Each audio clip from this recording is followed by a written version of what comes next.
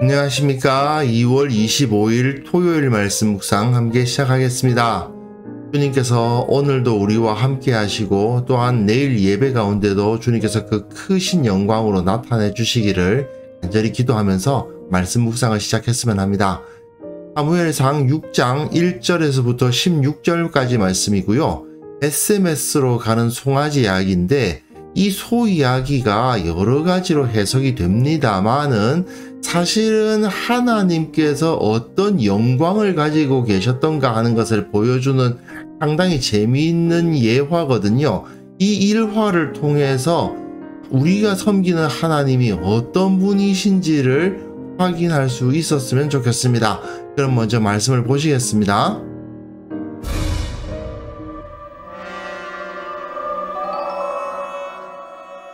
여호와의 궤가 블레셋 사람들의 지방에 있은 지 7달이라. 블레셋 사람들이 제사장들과 복술자들을 불러서 이르되, 우리가 여호와의 궤를 어떻게 할까? 그것을 어떻게 그 있던 곳으로 보낼 것인지 우리에게 가르치라.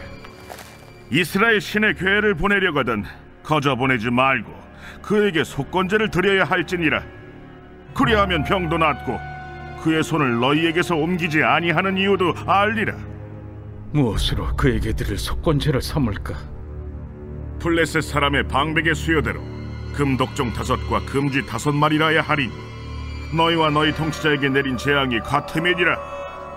그러므로 너희는 너희의 독한 종기의 형상과 땅을 해롭게 하는 쥐의 형상을 만들어 이스라엘 신께 영광을 돌리라. 그가 혹 그의 손을 너희와 너희 신들과 너희 땅에서 가볍게 하실까 하노라. 애굽인과 바로가 그들의 마음을 완악하게 한 것 같이 어찌하여 너희가 너희의 마음을 완악하게 하겠느냐. 그가 그들 중에서 재앙을 내린 후에 그들이 백성을 가게 함으로 백성이 떠나지 아니하였느냐.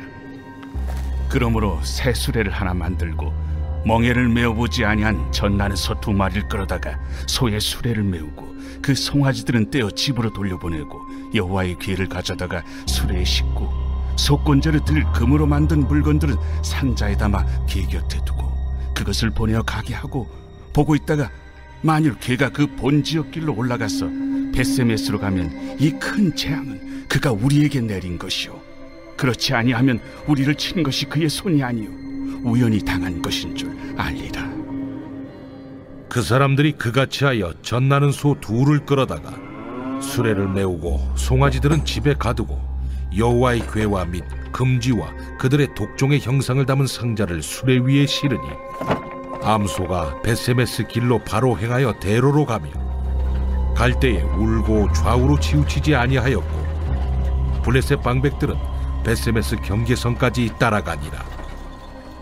벳세메스 사람들이 골짜기에서 밀을 베다가 눈을 들어 궤를 보고 그 본 것을 기뻐하더니 수레가 벳세메스 사람 여호수아의 밭 큰 돌 있는 곳에 이르러 선지라. 무리가 수레의 나무를 패고 그 암소들을 번제물로 여호와께 드리고 레위인은 여호와의 궤와 그 궤와 함께 있는 금보물 담긴 상자를 내려다가 큰 돌 위에 두매. 그날에 벳세메스 사람들이 여호와께 번제와 다른 제사를 드리니라. 블레셋 5 방백이 이것을 보고 그날에 에그론으로 돌아갔더라. 네, 오늘 본문은 조금 길었습니다. 형식적인 종교와 진정한 신앙의 대조가 계속해서 이루어지고 있는 가운데 이스라엘은 패배해도 하나님은 패배하지 아니하시고 하나님은 홀로 영화로우시다라는 사실이 잘 나타나는 본문입니다. 그런데 이 본문을 이해할 때요, 조금 이 본문의 묘미를 좀 알려면은요, 히브리어 단어 하나만 좀 아실 필요가 있습니다. 히브리어 단어에서 영광이다라는 말이 있는데 이걸 카보드라고 합니다. 무겁다라는 뜻이에요, 사실은요. 이게 굉장히 중요합니다. 자, 무겁게 한다, 무게를 더한다라는 의미의 카바드라는 단어에서 카보드가 파생돼 나옵니다. 그러니까 결국은 영광스럽다라는 말은 무겁다라는 뜻이에요.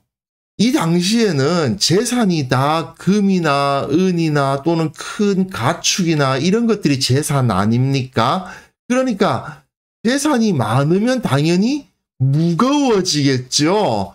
그러다 보니까 부유하다라는 의미도 또한 이 카베드라는 단어로 사용이 되었습니다.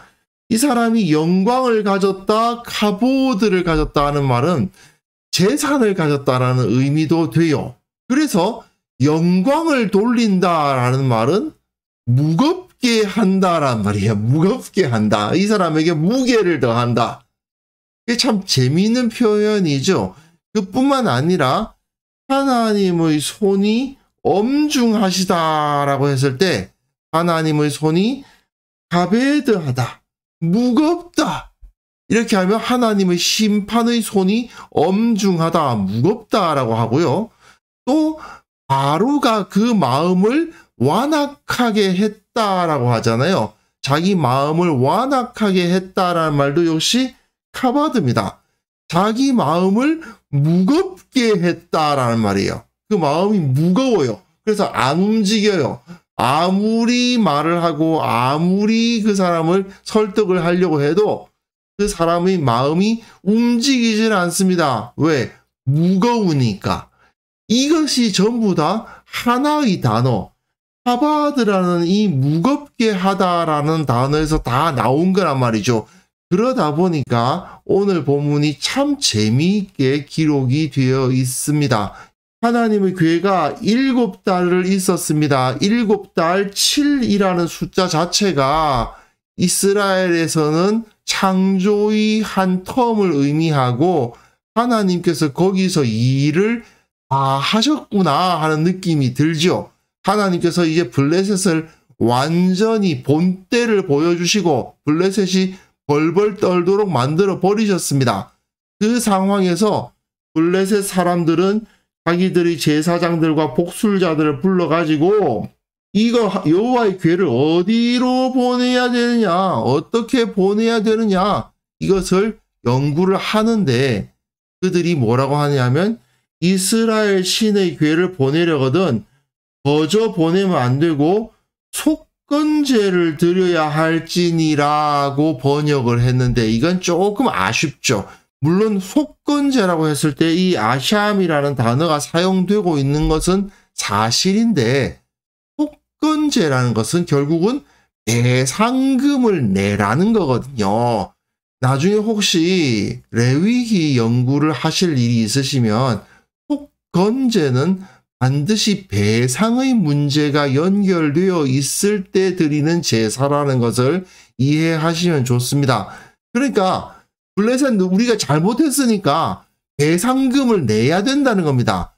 그리하면 병도 낫고 그의 손을 너희에게서 옮기지 아니하는 이유도 알리라.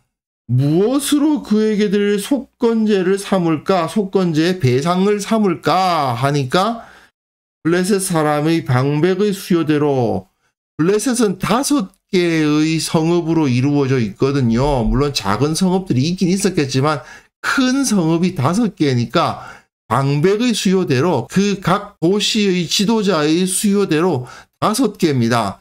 금 독종 5과 독종이 나잖아요. 독한 종기가 나니까 그 종기의 모양을 본딴 금, 그리고 쥐 5마리. 왜 이렇게 하느냐 하면요. 사실은 우리나라에서 연 날리기 하는 거와 비슷해요. 연을 만들어 가지고 그 한 해의 모든 애군을 다 그 연에다 실어서 날려 가지고 끊어서 보낸다고 그러잖아요. 마찬가지로 이 이스라엘 신의 괴에다가 독종하고 그리고 아마도 그 독종이 쥐를 통해서 번진다고 느꼈던 모양이죠. 그러다 보니까 쥐하고를 붙여가지고 독한 종기들아, 쥐들아, 다 저 이스라엘 신 따라가라 하고 이렇게 보내주는 거예요. 그러므로 너희는 너희의 독한 종기의 형상과 땅을 해롭게 하는 쥐의 형상을 만들어 이스라엘 신께 영광을 돌리라고 되어 있습니다. 근데 영광을 돌리라라는 말이 무겁게 하라, 카바드예요. 재밌죠?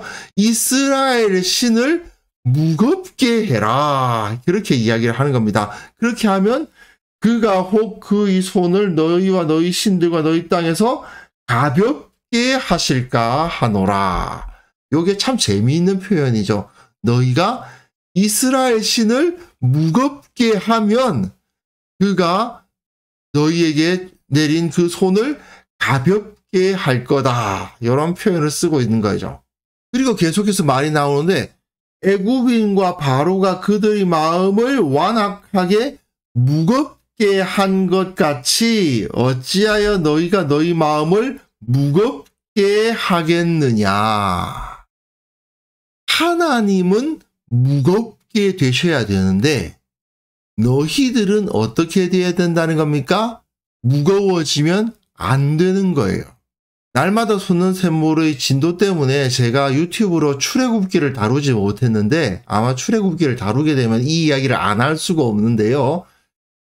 바로가 자기 마음을 완악하게 했다는 것은 하나님 앞에서 자기가 영광을 받으려 한 거예요.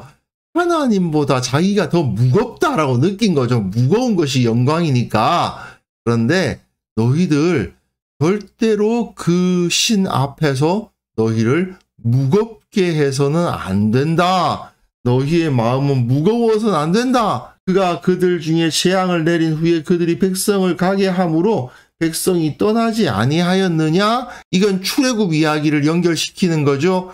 그 이스라엘의 하나님이 애굽에게 재앙을 내린 후에야 그 백성을 가게 했기 때문에 백성을 떠나지 아니하였느냐. 그러니까 너희들도 이 독종하고 이 쥐하고 그냥 저 신에게 붙여가지고 보내버려라. 그 앞에서 마음을 무겁게 하면 안 된다. 그 앞에서 너희가 자기네들의 영광을 취하려고 해서는 안 된다. 그렇게 말하는 겁니다. 그러니까 이들이 새 수레를 하나 만들고 멍에를 메어보지 아니한 젖나는 소 2마리를 끌어다가 소에다가 수레를 메우고 송아지들은 떼어서 집으로 돌려보내고 여호와의 궤를 가져다가 수레에 싣고 금으로 만든 물건들은 상자에 넣어 궤 옆에 두고 보내어 가게 합니다. 왜 이렇게 했느냐 하면은 그럼에도 불구하고 일말의 의심이 있는 거예요. 혹시 이게 이스라엘의 신 때문이 아니고 그냥 전염병이 번진 건데 정말 재수없게 전염병이 번졌는데 하필 그게 저 이스라엘의 신 저 궤를 끌고 왔을 때 전염병이 시작돼서 이게 까마귀 날자 배 떨어져 가지고 생긴 일 아닐까?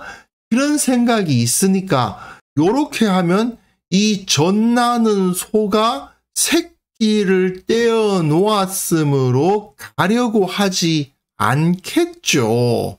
사람이 몰면은 어쩔 수 없이 그 소들이 가겠지만 그게 아니고 새끼가 딸려 있는 암소인데 그 송아지들을 떼어서 집으로 돌려보내 놓았으니 당연히 암소들은 그 길을 똑바로 가려고 하지 않을 것이고 새끼 찾겠다고 우왕좌왕 할 거 아닙니까? 그러니까 그런 거면은 실제로 이스라엘의 신이 우리에게 이런 일을 한 게 아니고 우리가 그냥 좀 운 없이 전염병이 돈 거다. 이렇게 생각하려고 하는 거죠. 그래서 그렇게 만들어 놓고 보고 있다가 만일 그 궤가 본자의 귀로 올라가서 벳세메스로 가면 이 큰 재앙은 우리에게 내린 것이요. 그렇지 아니하면 우리를 친 것이 그의 손이 아니요 우연히 당한 것인 줄을 알리라 하면서 어쩌면 이스라엘의 신이 우리에게 재앙을 내린 것이 아닐지도 몰라. 이렇게 생각을 하는 거죠.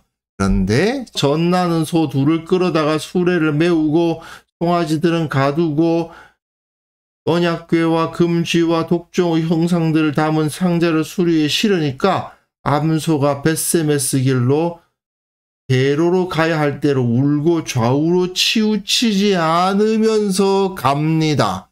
이거는 마치 그 수레에 누가 앉아가지고 이랴 하고 모는 것과 같은 모습이죠. 그렇지 않고서는 이런 일이 벌어지지 않지 않습니까? 그러면 누가 이런 일을 했겠는가? 눈에 보이지 아니하시지만 살아계신 하나님께서 그 암소들을 몰고 가셨다고 볼 수밖에 없는 거잖아요. 그 모습을 본 블레셋 방백들은 벳세메스 경계선까지 따라갑니다. 오, 진짜 간다 하면서 따라가 보는 거죠. 벳세메스 이스라엘 사람들이 골짜기, 이건 평지라는 의미입니다. 밀을 베다가 눈을 들어 괴를 보고 그 본 것을 기뻐하고 벳세메스 사람 여호수아의 밭 큰 돌 있는 곳에 이르러서 서니까 무리가 수레의 나무를 패고 암소들을 번제물로 여호와께 드리고 또 레위인들이 와서 여호와의 궤와 그 궤와 함께 있는 금 보물 담긴 상자를 내려다가 큰 돌 위에 두니까 그날에 벳세메스 사람들이 여호와께 번제와 다른 제사를 드리는 일이 벌어집니다. 하나님을 향한 신앙이 회복되는 모습을 볼 수 있고요. 그 이스라엘의 신이, 살아있는 하나님이 자기 백성을 찾아가시고 그리고 자기 백성들에게 그 예배를, 영광을 받으시는 모습을 볼 수 있습니다. 물론 성막이 아니에요. 그냥 큰 돌 위에 올려두었을 뿐이죠. 제대로 된 제단이 만들어져 있는 것도 아니에요. 하지만 사람들은 그 앞에 와서 하나님께 번제를 드렸다는 것입니다. 그러니까 결국 블레셋 5 방백이 이것을 보고 그날의 에그론으로 돌아갔더라.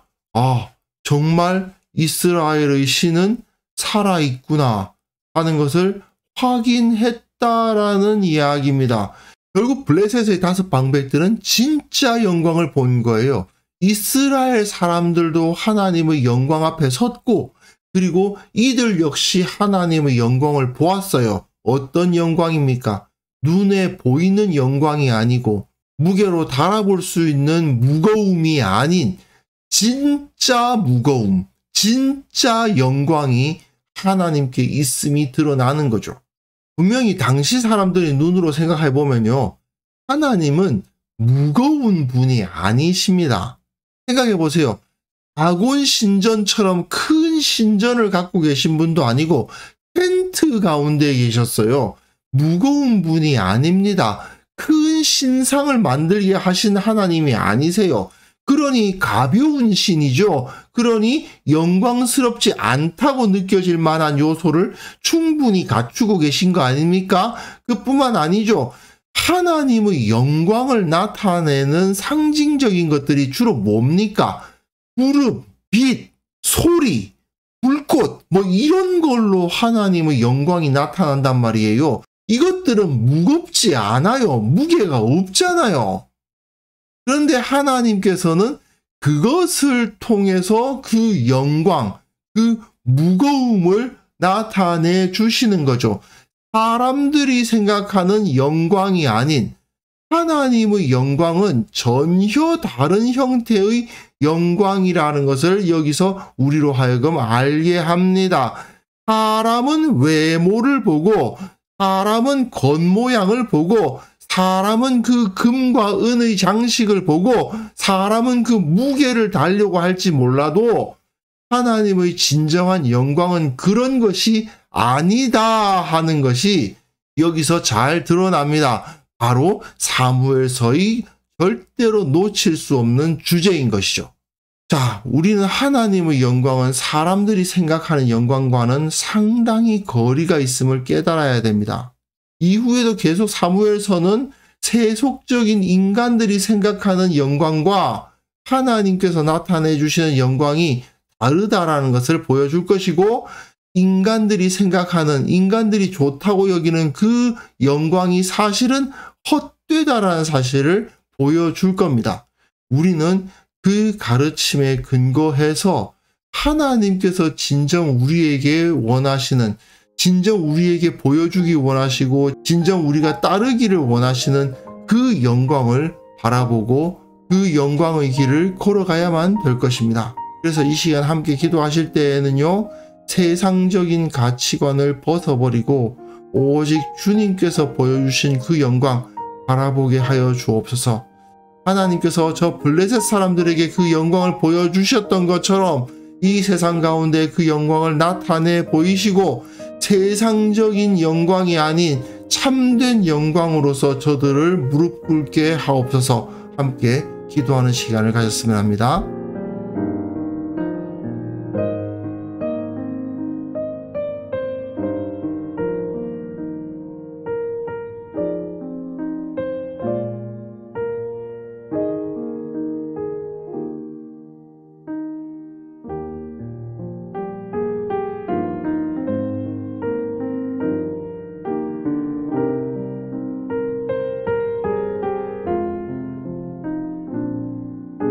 하나님 아버지, 세상의 영광을 하나님보다 더 좋아하는 그런 어리석은 자가 되지 않도록 도와주시고, 하나님께서 보여주신 그 참된 영광, 우리 주 예수 그리스도의 십자가의 영광을 바라보며 기뻐하며 살아가는 자가 되게 하여 주옵소서.